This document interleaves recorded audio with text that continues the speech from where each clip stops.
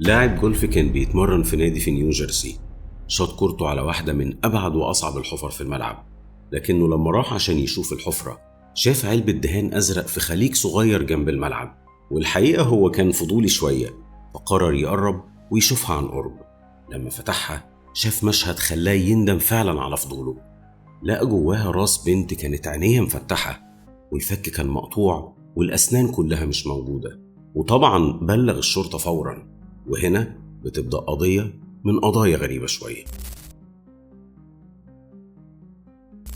5 مارس 1989 بتوصل الشرطة للملعب مباشرة بعد البلاغ، ووقتها الضابط اللي كان بيشتغل في التحقيقات لأكتر من 15 سنة قال الراس بالنسبة لنا كانت لوحة مرعبة، شعرها الأشقر زي ما هو وعينيها مفتوحة، والفك كان موجود لكنه مقطوع لوحده، والأسنان كلها متشالة. وده معناه إن القاتل مش بس ما عندوش أي رحمة، ده فاهم وعارف كويس قوي هو بيعمل إيه، وده خلى القضية تبدأ كتحدي كبير. الشرطة استعانت بفريق من الطب الجنائي في محاولة لإعادة تركيب الفك عشان يقدروا يعرفوا هوية الضحية، لكن للأسف ما وصلوش لأي حاجة. اختبارات الدم أثبتت إن الضحية كانت مصابة بفيروس HIV، لكن محدش عرف اسمها ولا قصتها، وفضلت مجهولة لمدة 4 سنين كاملة. لكن أثناء ال4 سنين دول وبعد شهور بس من ظهور أول ضحية بدأت جثث الضحايا تظهر في أماكن غريبة، وفضلت لغز مرعب للمدينة كلها. القاتل بدأ يتحرك سنة 1989،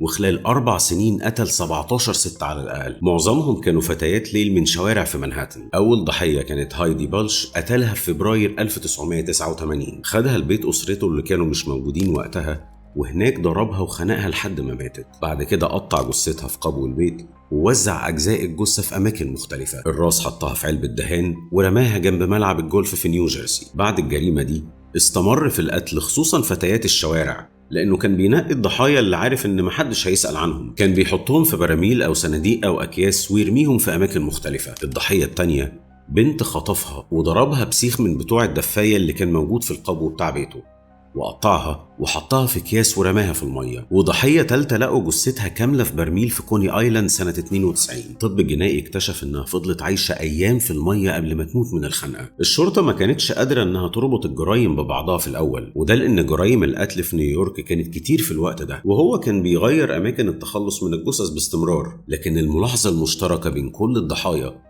انه كان بيحط على الجثث كريم اسمه نوكسيما، وده كريم ريحته قوية جدا لدرجة انه بيخفي ريحة تحلل الجثث. والملاحظة دي خلت المحققين يتأكدوا انهم قدام قاتل متسلسل. في 28 يونيو 93 دورية شرطة كانوا بيأمنوا الشوارع في لونج ايلاند. الدنيا كانت هادية والشوارع كانت فاضية، لكنهم شافوا عربية من غير لوح، فتحوا النور والسرينة، لكن اللي كان سايق بدل ما يستجيب هرب. المطاردة كانت غريبة شوية، كان بيسوق بسرعة 50 كيلو بس وكأنه لسه بيفكر ممكن يعمل ايه، لكن بعد 20 دقيقة العربية خبطت في عمود نور ووقفت. ضابط الشرطة جري عليه لقاه في العربية قاعد ورافع ايده ومستسلم بكل هدوء. لما فتحوا الشنطة وهما بيفتشوا العربية شموا نفس ريحة كريم نوكسيما ولقوا جثة بنت ملفوفة في خيش أزرق.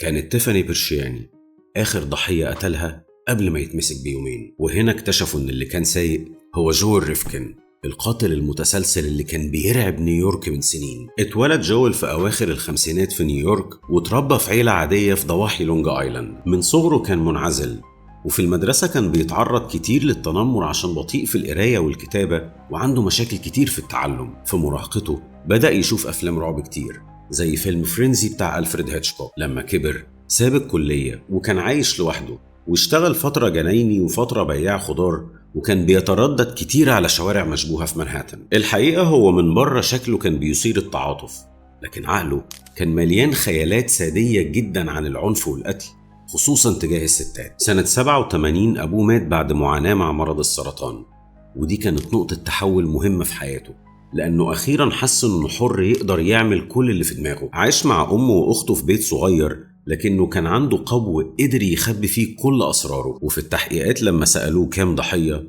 رد بكل برود 17، وطلب ورقة وقلم ورسم خرايط لأماكن الجثث بنفسه كأنه بيحكي عن يوم شغل عادي. في بيته لقوا أفلام وكتب عن قتلة متسلسلين كتير زي جرين ريفر كيلر، ولقوا كمان دولاب كان فيه مجوهرات وبطايق وشنط صغيرة تخص الضحايا كان بيحتفظ بيهم كتذكار لجرايمه. وفي الجراج كان عنده عربية فان وكان فيها دم ضحيته الأخيرة. المحلل النفسي قال إن جويل كان بيقتل عشان يحس إنه مهم، بعد ما عاش معظم حياته مهمش ومظلوم على حسب وجهة نظره. وفي سنة 1996 اتحكم على جويل ريفكن بالسجن لمدة 203 سنة. أثناء المحاكمة اعترف وقال إنه في الفترة دي القتل بالنسبة له كان إدمان، وإنه فعلا كان بيشوف ضحاياه على إنهم أشياء مش بشر، واعتذر عن جرايمه. لكن الاعتذار طبعا مش كفاية عشان يخفف من ألم أهالي الضحايا، وما زال عايش في السجن وظهر في الإعلام أكتر من مرة وهو بيحكي عن جرايمه. قصة جويل مليانة أسئلة. هل كان ممكن حد يوقفه قبل ما يقتل كل الضحايا دي؟ وهل التنمر اللي اتعرض له والمجتمع اللي عاش فيه ساهم في إنه يتحول لقاتل متسلسل؟ ولو كانت العربية ما خبطتش العمود كان هيقتل كام ضحية كمان؟ وإزاي قدر يخدع أهله ويخدع الناس اللي حواليه طول الفترة دي؟ أسئلة كتير ما يعرفش إجابتها غير جويل نفسه. بس كده، ودي كانت قضيتنا النهاردة، واستنونا في قضية جديدة من قضايا غريبة شوية.